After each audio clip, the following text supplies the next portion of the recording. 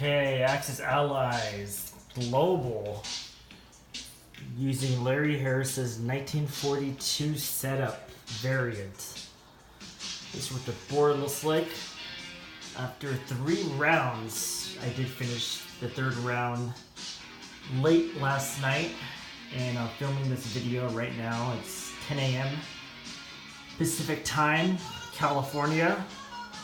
I actually had the day off today. I just found out last night, so I'm pretty stoked. As you can imagine, gonna do some Axis&allies. So I'll let you know what's going on. So Russia and Germany have basically just been seesawing over territories, Belarusia, Western Ukraine.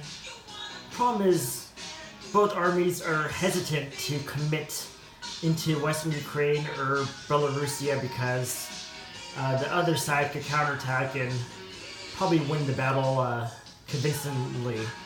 So right now it's just kind of a cat and mouse game, but eventually Germany is going to overpower Russia probably with their money and will move most of their army in either Western Ukraine or Belarusia. The Germans did take Leningrad this turn, so they got the 5 IPC bonus. So Germany's sitting okay, you know.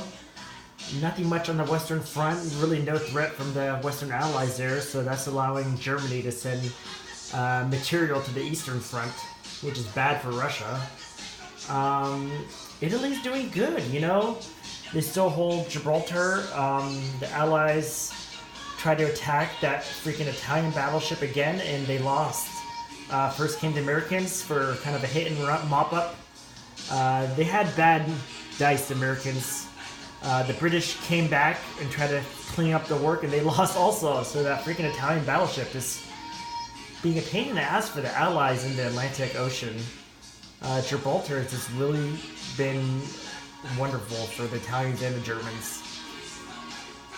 That looks strange. The Italians took one man and took Brazil, kind of just a pain in the ass move. The US is building up a bigger fleet, and the British too, so hopefully they could come in next turn or the following turn, and they've got to do something with Gibraltar. They can't go anywhere until they seize that territory and get that freaking Italian battleship out of there. So that's definitely #1 priority for the Western allies. Africa, Britain still has that complex, and just building off it, see if the Italians and Germans can take that in upcoming rounds. We'll see what happens. Middle East is kind of quiet right now. India is still holding. Gotta go around this chair here.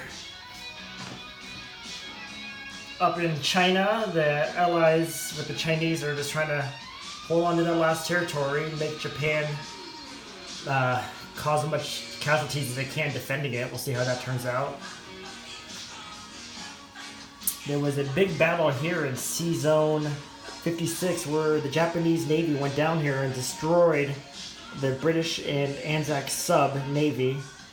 Japan won the battle, but they were limping. They had a battleship and carrier that were left, and they were basically both leaking oil. So the Anzac sent 2 fighters from Anzac, and they killed that battleship and that carrier because both of them were already damaged from the previous battle. Anzac did lose both fighters, but it was totally worth it anytime you could sink a freaking carrier in a battleship. That was a good victory for Anzac. Japan's Navy is just dwindling down. As you can see, they got the Philippines Navy and off Tokyo. The Americans took the Caroline Islands. That's a huge base to have, so they could threaten Japan, go north or go west. We'll see which direction they go. And they have a carrier coming from behind in the Johnson Islands with some convoys. Yeah, fortunately for the U.S., they were going hard in the Pacific, as you know, but things are going to change now because that Gibraltar debacle, you know, the allies are just going to have to do something there because, you know, it's causing this problems for them. So, probably going to go more Europe. Limited resources, probably going to Pacific this upcoming turn for the Americans, I'm assuming. I think the allies are winning the naval race here in the Pacific, though, in my opinion, at least. So we'll see what happens. You know, Germany, Italy, I think are doing better than Japan for sure. In this side of the board, and in the Pacific side, I still feel like the Allies have the edge, but It's going to be interesting how Russia plays it out, you know? They have a lot of stuff in Bryansk, but Germany's coming with a lot of equipment, so Russia may have to pull back into Moscow. Gotta watch out for those Italian can openers also. So we'll see what happens. Okay, we're about to begin round 4. Hope everyone's having a great Wednesday. Deuces.